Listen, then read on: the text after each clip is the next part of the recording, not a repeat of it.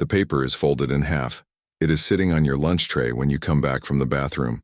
You are not gone 90 seconds. You look around the cafeteria. 100 men eating, talking, staring at walls. Not one of them is looking at you. You sit down. You do not open it.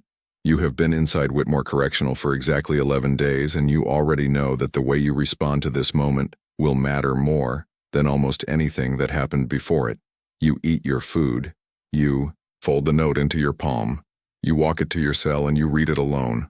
3 words. Don't be late. No signature. No time. No location. You sit on your bunk and you wonder, late to what? Then you realize the more important question. How did they know which tray was yours before we go further? You are new here. 11 days. You do not know the rules yet. Not the real ones. So, let me ask you something. If a stranger left that note on your tray, no name, no time, no location, what do you do? Comment yes if you follow it. No if you ignore it. Because that single decision is about to change everything. At 3:15, that afternoon, during the movement between rec and dinner, you feel it. A hand on your shoulder, one firm squeeze, then gone. You keep walking. You do not turn around. The squeeze guided you left instead of right. Left takes you through C block instead of B block. It adds 4 minutes to a route that is supposed to take 2. Guards rotate at 3:20. You have a 5-minute window you did not know existed until 30 seconds ago. You walk through C block. Halfway down the corridor, a cell door is open 3 inches. You slow without stopping. You slide the folded note from your pocket and push it through the gap without touching the door. You keep walking. You get to dinner. You eat. Nobody says anything. But that night, before lights out, Darnell, your cellmate, 6 years in, a man who has not offered a single word of conversation in 11 days, looks at you from the bottom bunk and says, "You passed." You do not ask what you passed. You already know the more important question is, passed for who? Marcus. You see him for the first time 2 days later. He is at a table in the corner of the yard, playing chess against himself, and the reason you notice him is not what he is doing. It is what is happening around him. There is an invisible radius, maybe 8 feet, that no one crosses. Men walk the yard in every direction, but that radius stays clear, not because anyone is enforcing it, because everyone simply knows. He is 5'9", maybe 160 pounds. He looks like someone's accountant. He looks nothing like what his name sounds like when people say it. They say it the way people say weather, quietly, as a fact. Marcus. You hear it used in 3 conversations that week. Each time the room temperature drops 2 degrees. You want to know why. That is going to be a problem for you. Cortez is the one who sits next. To you at lunch. Not across. Next to. Marcus wants to meet you, he says into his food. You keep eating. When? Now. You look at your tray. You have taken 4 bites. You stand up, leave the tray, and follow Cortez. You have been here 18 days. No affiliation, no crew, no protection. The word for what you are right now is exposed. And you are walking toward the man that everyone in this building orbits.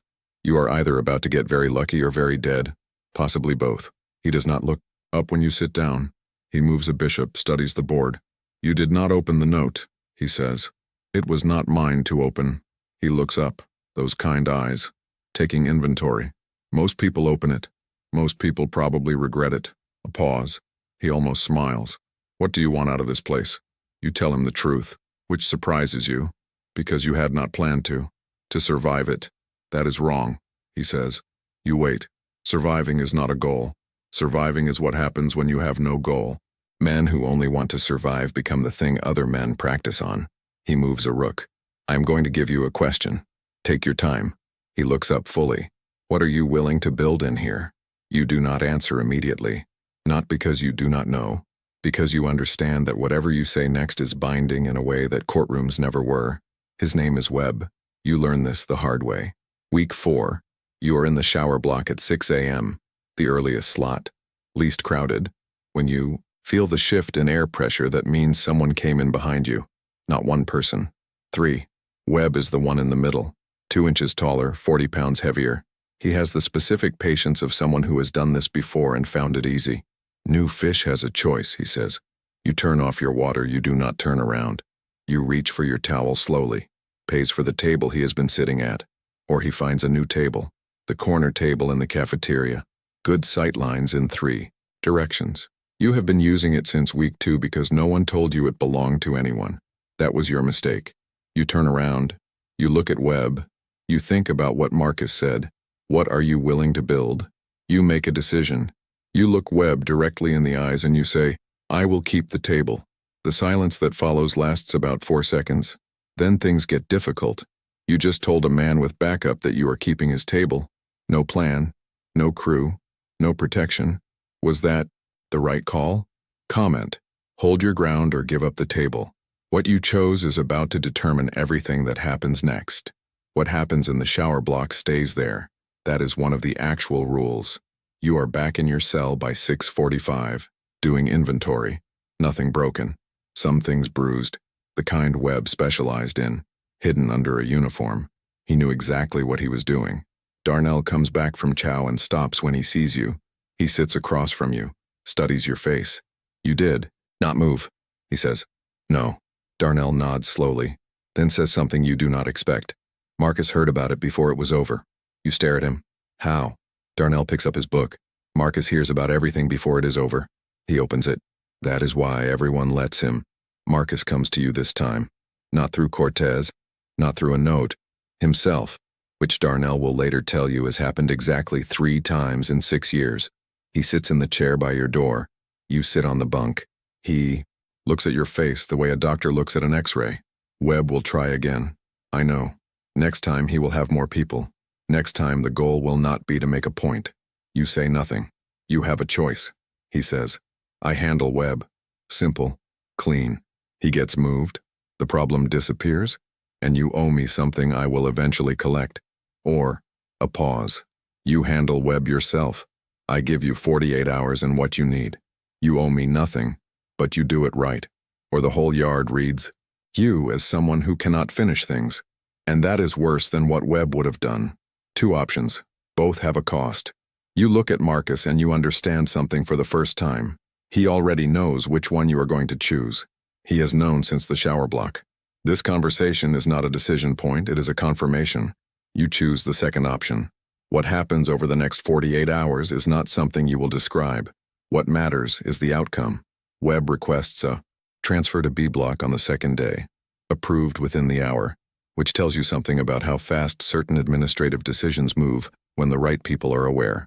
You go back to your corner table. Nobody sits across from you uninvited for 3 weeks. Then Cortez does. He puts a folded piece of paper on the table. Marcus says you are ready for the next part. You pick up the paper. You do not open it. Ready for what next part? Cortez stands up. You will figure it out. 6 months in. You know things now. You know the facility runs 2 parallel economies. The official one, commissary, wages, family deposits, and the real one, which moves through channels that took you 6 months to map, and that the administration has been trying to map for decades. You know which guard looks away on Tuesday nights and why. You know which phone in the phone bank stopped recording 2 years ago and was never repaired. You know that the man 3 cells down is a federal informant. Has been for 14 months. And the only reason he is still breathing is because Marcus decided the information flowing through him is worth more than the statement his absence would make. You know this because Marcus told you. And Marcus told you because 6 months ago you stopped being a prospect and started being something else. You are still learning the word for it. The letter from your mother arrives on a Thursday. Your brother owes money to people whose names you now recognize. Not because they are famous. Because 2 of them are currently inside Whitmore. You fold the letter. You put it in your copy of Meditations, the book Marcus gave you, and you go find him before he hears it from someone else. Because that is the only currency that matters here. Information delivered late is a betrayal. Information delivered first is loyalty. Marcus listens without moving. When you finish, he says, your brother's name has been in this building for 2 weeks. Your stomach drops. How bad? Bad enough that the fact you are telling me now instead of 2 weeks ago is a problem. A problem I am choosing to overlook. Once. You nod. He leans forward. Do you understand what I just did? You do. He just told you he already knew. That your instinct to come to him immediately is the only reason you are still in the conversation. He also told you that your brother's situation is now his problem to manage. Which means your brother's situation is now your debt. A debt to Marcus. Your first one. You are about to learn that Marcus collects very, very carefully. Year 3. Wednesday in March. You are in the yard when the guards move wrong. Too many of them. Too fast. All the same direction. You know immediately. You feel it before anyone speaks. By noon, everyone knows. Marcus is gone. RICO. Federal transfer. A prosecution spanning 6 states, 4 years in the making. He was processed and moved between breakfast and lunch. The administrative window when disruption is hardest to organize. Someone planned that timing. Someone on the inside. You sit in your cell and you think about his voice for 37 minutes. Then you stand up, because the question is not who took Marcus down. The question is, who already knows you are next in line, and whether they will let you take the position or fill it themselves before you move. You have maybe 4 hours. You have never moved faster. 3 contacts, 90 minutes. The first goes smoothly. The second requires a conversation you do not enjoy. The third, a man named Reyes who runs the East Corridor and has been waiting for exactly this moment for 2 years, tells you he already has an arrangement, that Marcus's structure belongs to him now, that you should think carefully about whether you want to be part of what comes next. You look at Reyes. You think about something Marcus told you 3 weeks before the transfer. If something happens to me, and something will, eventually, Reyes will move first. Do not let him finish his first sentence. You did not understand that instruction at the time. You understand it now. You do not let Reyes finish his first sentence. The East Corridor situation resolves itself over the following 2 weeks. You will not describe how. What you describe is the morning of the 15th day, when you walk into the cafeteria and sit at your table, and every man in the room knows, without announcement, without ceremony, that the structure Marcus built is still standing, under new management. You just held a criminal empire together inside a maximum security prison. You used everything Marcus taught you, but there is something you have not told anyone. You are not sure you are the same person who walked in here 3 years ago. If you want to keep going deeper into what this world actually looks like, subscribe. There are more files to open. Year 6. A lawyer you have never seen requests a meeting. His suit is too nice for Whitmore. He is nervous in a way that means he has been briefed on exactly where he is and has not fully absorbed it yet. He represents a client whose name he does not say out loud. He does not have to. You know the name from the network Marcus built, a name that exists on the outside the way yours exists on the inside, large and quiet and capable of very specific damage. The offer is early release, not legal early release, not the appeal your attorney calls a genuine possibility, something faster, something arranged, in exchange for coordination, once out, between operations that currently lack a connection point, in exchange for being, on the outside, exactly what you have become on the inside. The lawyer slides a folder across the table. He tells you to think about it. You look at the folder. You do not open it. Tell your client I appreciate it, you say. Tell him I am declining. The lawyer starts to explain the gravity of what you are declining. You wait for him to stop. I know exactly what I am declining. That is why I am declining it. You stand up. But here is the part you do not say out loud. You are declining because if you accept, you will owe that man something you will never repay on your own terms. You have spent 6 years building a position where no one owns you. You are not going to sell that for an early exit. Even if you have missed everything. Even if your daughter stopped visiting. Even if the calls go to voicemail more than they are answered. Even so, 2 weeks after, you decline, someone tries to have you transferred. The paperwork is filed from inside the administration. You find out before it is approved, because you have spent 3 years building exactly the relationships needed for exactly this situation. Marcus called it information insurance. The transfer is quietly withdrawn. The facility goes quiet. That particular kind of quiet that means everyone is recalibrating. Your attorney calls on a Tuesday. You stand at the phone and listen to the tone of his voice before you listen to the words. The tone tells you everything first. The judge ruled. Your sentence is being reduced. Eligible for review in 4 months. You thank him. You hang up. You stand at the phone for 30 seconds. You feel something move through your chest that you do not have a name for. Not joy, not relief. Something that contains both and also something heavier. The weight of everything 8 years actually cost.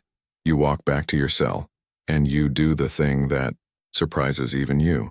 You start working. Because walking out without a transition plan is not freedom. It is a different kind of exposure. The structure you built does not disappear when you leave. It transfers. And if it transfers badly, people get hurt who do not deserve to. You have 4 months. You work every one of them. At 9:47 in the morning, the door opens outward. The light on the other side is the same light that exists everywhere, but your eyes have adjusted to interior. Light for so long that for 3 seconds you cannot fully see. You stand in the doorway and you breathe. The air smells like exhaust and cut grass, and something you cannot identify that might just be outside. You stand there for 10 seconds. You do not rush it. Your sister is at the curb. She gets out before you reach her and wraps both arms around you, and you feel her shaking. She has been holding this for a long time, and you just became the place she could finally put it down. You hold her. Back. You stand on that sidewalk in a second-hand suit that fits almost perfectly, 8 years older than the man who walked in, and you let her cry for as long as she needs. Then, let's go. She nods. You get in the car. You do not look back at the building. Not because you are not thinking about it, because you already know everything it contains. You built half of it. 3 months out. You work logistics, scheduling, coordination, managing information flow between people who need to be synchronized. Your boss hired you in 14 minutes. Later he tells you why. Your file said you filed a successful procedural motion while incarcerated. Pro SE. No legal training. He shrugs. I have hired lawyers who could not do that. You are extraordinarily good at the job, because the job is the same thing you have been doing for 8 years. The stakes are different. Everything else is the same. Your daughter called last week. Not a text. A call. 40 minutes. She is pre-law. First year. She told you this without apparent irony, and you did not point it out. She asked about you. Not about prison. About you. You answered as honestly as you could, which was more honestly than you expected. At the end, same time next week? Same time next week. You stood in your studio apartment. Modest, yours. The specific silence of a space no one else controls, and you let yourself feel that one for longer than 4 minutes. Probably longer than you would admit. Here is the thing. About 8 years inside a place like Whitmore, it does not make you harder. Everyone believes that. Hard place, hard people, hard outcome. What it actually does, if you survive it with your mind intact, is make you precise. You stop spending energy on things that do not return it. You stop talking when silence is more accurate. You stop reacting when thinking is available. You become economical. And economy, it turns out, is useful everywhere. Somewhere right now, a man is sitting in a courtroom listening to a number. Years. He is trying to make it feel real, and it will not for a while. He does not know what he is walking into. He has no idea that the place the judge just sentenced him to is a complete world. Its own government, its own economy, its own laws operating in direct opposition to the ones that just sentenced him. He is about to find out who he is when everything that made him who he was is taken away.